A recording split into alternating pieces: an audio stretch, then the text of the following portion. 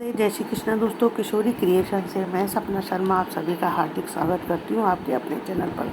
दोस्तों, आज मैं भोलेनाथ की आपके लिए एक कथा लेकर आई हूँ, जिसको प्रतिदिन सुनने सुनाने से इसके प्रतिदिन लगातार सुनने सुनाने से पापों का नाश होता है, लक्ष्मी जी का घर में वास होता है, आपके मान सम्मान यश प्रतिष्ठा में वृद्धि होती है। तो दोस्तों, आइए सुनते हैं भगवान भोलेनाथ की कथा। लेकिन कथा सुनने से पहले मैं सभी माता बहनों से यही अनुरोध करूंगी, अगर आप मेरे चैनल पर नए हैं तो चैनल को सब्सक्राइब करें, पास ही में बेल आइकन को दबाएं, जिससे मेरे आने वाले हर नए वीडियो का नोटिफिकेशन आपको मिल जाए।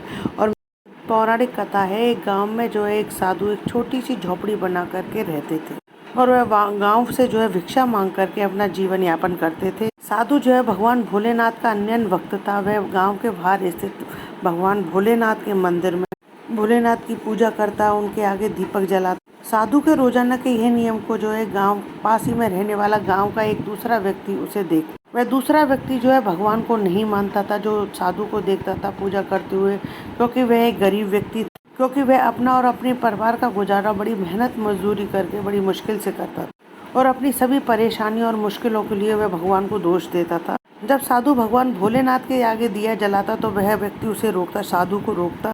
जब साधु उस व्यक्ति के मना करने पर भी नहीं मानता था तो वह नास्तिक व्यक्ति उसका दिया फूंक मार करके बुझा देता था। साधु को उस व्यक्ति के इस कार्य पर बहुत क्रोध आता, लेकिन वह कुछ नहीं करता। अब उन दोनों का, साधु और उस व्यक्ति का, दोनों का नियम बन गया कि साधु तो दीपक जलाता भोलेनाथ के मंदिर में और वह दूसरा व्यक्ति फूंक मार करके उसे बुझा देता। एक दिन उस साधु ने उस व्यक्ति को बड़े प्यार से समझाया कि देख भाई, भगवान के आगे लगे हुए दीपक को बुझाने से भगवान नाराज हो जाएंगे। तू इस प्रकार भगवान के लगे हुए दीपक को फूंक से बुझा देता है तो भगवान सब कुछ देख रहे हैं। इस प्रकार साधु के वचन सुनकर वह व्यक्ति बोला साधु से कि अगर तेरे भोलेनाथ देख रहे हैं और उनको मेरा ये काम बुरा लग रहा है तो तेरे भोलेनाथ मुझे आकर स्वयं क्यों नहीं रोकते, और मैं उसी दिन रुक जाऊंगा, मैं उसी दिन से दीपक बुझाना बंद कर दूंगा। तब साधु बोला कि तू तो बहुत बड़ा नास्तिक आदमी है, और उस व्यक्ति से इस प्रकार कहते हुए वह साधु वहाँ से चला जाता है। अब साधु और उस व्यक्ति का यह सिलसिला कई दिनों, महीनों, सालों तक चलता रहा कि साधु तो दीपक लगाता सायकाल भगवान भोलेनाथ के मंदिर में और वह व्यक्ति फूंक मार करके उस दीपक को बुझा देता।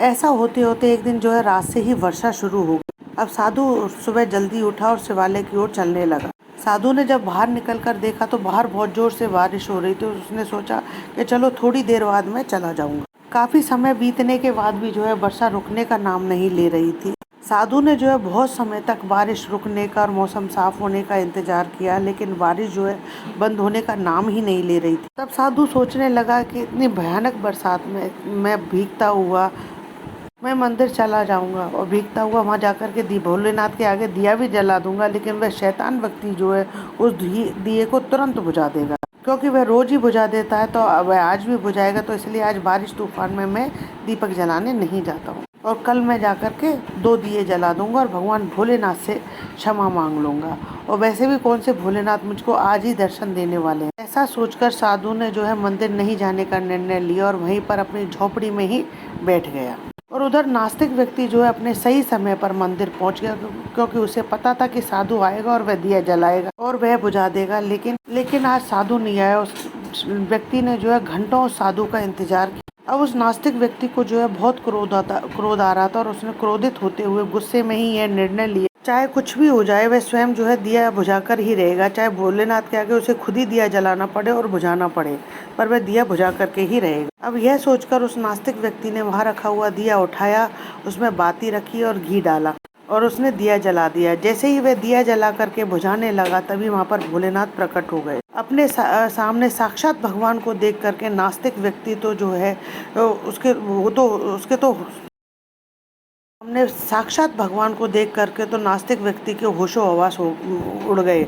वह बेहोश होकर गिर पड़ा और उनके चरणों में गिर पड़ा और बोला कि हे प्रभु, मुझ नास्तिक पर इस प्रकार इतनी बड़ी कृपा आपने कैसे की। भोलेनाथ ने कहा कि हे पुत्र, उस साधु से भी अधिक श्रद्धा और विश्वास तो तुम्हारे अंदर है, क्योंकि वह साधु तो आज यह सोचकर दिया जलाने के लिए नहीं आया कि मैं कौन सा उसे आज ही दर्शन दे रहा हूँ। इतनी जोरदार बारिश में तुम मेरे लिए दिया बुझाने के लिए आए हो, इस कारण मुझे तो आज ही आना था, इसलिए और मैं आज आ गया। क्योंकि जो आया है वह पाएगा, जो नहीं आया है वह रह जाएगा। अब भगवान उस नास्तिक व्यक्ति को आशीर्वाद देकर के अंतर्ध्यान हो गए। भगवान भोलेनाथ की कृपा से जो है उस नास्तिक व्यक्ति के घर में अन्न धन के भंडार भर गए।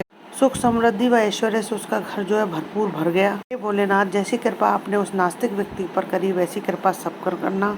इस कथा को सुनने सुनाने वाले सब पर अपनी जो है कृपा दृष्टि करना। कथा अधूरी हो तो पूरी करना, पूरी हो तो मान करना। ओम नमः शिवाय।